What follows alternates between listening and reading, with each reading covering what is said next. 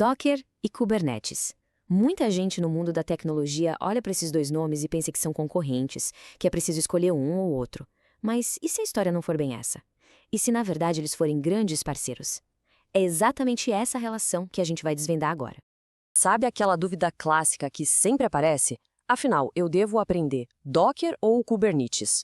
Então, essa pergunta, por mais comum que seja, talvez já comece de um jeito um pouco equivocado. É que, na verdade, essa comparação não faz muito sentido.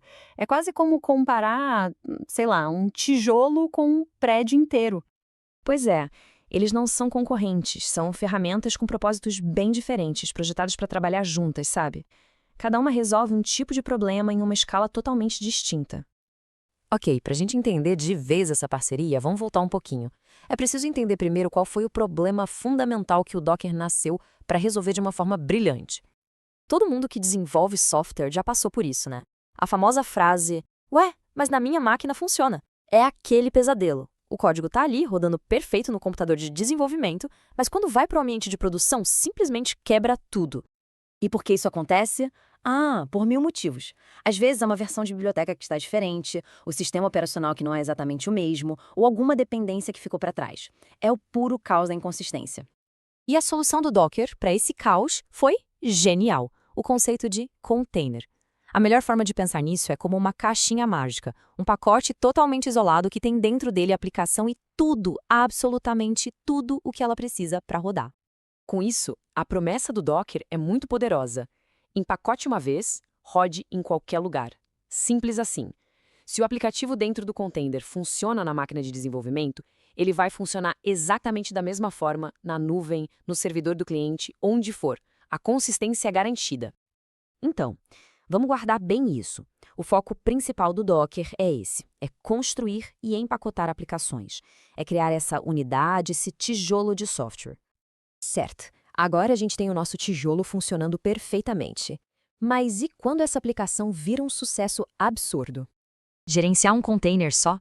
Moleza. Mas e quando a aplicação explode em popularidade e de repente a gente precisa não de um, mas de centenas, talvez milhares de containers para atender milhões de usuários? Aí o desafio muda completamente de tamanho. Tentar cuidar de tudo isso manualmente é impraticável, vira um verdadeiro pesadelo. Começam a surgir as perguntas de escala, né? Como é que se reinicia um container que falhou às 3 da manhã sem ninguém ter que acordar para fazer isso? Como distribuir o tráfego de forma inteligente entre todos eles? E o mais crítico, como atualizar todos os 1000 containers ao mesmo tempo sem que o serviço fique fora do ar? Pois é, e é exatamente para resolver esse novo problema, o problema da escala, que a nossa segunda tecnologia entra em cena: o grande orquestrador. A gente está falando do Kubernetes, ou K8 para os íntimos. Se o Docker é quem constrói o tijolo, o Kubernetes é o arquiteto e o mestre de obras que vai usar esses tijolos para construir o prédio. Ele é o maestro dessa imensa orquestra de containers. E o nome técnico para o que o Kubernetes faz é justamente esse: orquestração. O mais incrível no Kubernetes é a sua abordagem. A gente não precisa dizer a ele o passo a passo do que fazer. A gente simplesmente declara o estado final desejado. É como dizer, olha Kubernetes, eu preciso que sempre existam 5 cópias do meu app rodando. E pronto, ele se vira nos bastidores, trabalhando sem parar para garantir que isso seja verdade. Se uma cópia falhar, ele cria outra no lugar, tudo sozinho. Mas aqui tem um ponto fundamental. O Kubernetes não cria o container. Ele gerencia containers que já existem. Ou seja, ele depende de uma ferramenta como o Docker, que já tenha feito o trabalho de construir aquele pacote inicial. Então, como é que isso funciona na prática, no dia a dia? Vamos ver como essas duas peças se encaixam de forma perfeita. O fluxo é bem lógico, olha só. Primeiro, o código da aplicação é escrito. Depois, com o comando docker build, esse código vira uma imagem de container, o nosso tijolo. Essa imagem é guardada no repositório central. E aí, finalmente, a gente avisa o Kubernetes, ei, vai lá naquele repositório, pega aquela imagem e cria, sei lá, 10 cópias dela em produção. A divisão de tarefas é clara. Um constrói, o outro opera em escala. Para fechar o raciocínio, vamos resumir essa relação toda com uma distinção final que deixa tudo bem claro. Dá para resumir assim, ó. O Docker se preocupa com o software, como ele é empacotado, como a aplicação vira uma unidade independente.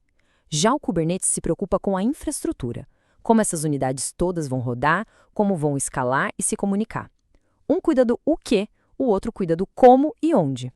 Beleza, agora que a relação ficou clara, vem a pergunta de $1 milhão. Para quem está começando nesse mundo, qual é o melhor caminho de aprendizado? E a resposta segue exatamente a lógica da nossa construção. Primeiro, a gente precisa aprender a fazer um bom tijolo, certo?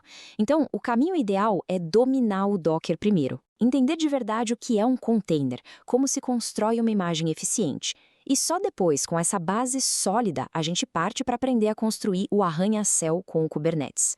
Domine o tijolo para depois construir as grandes estruturas.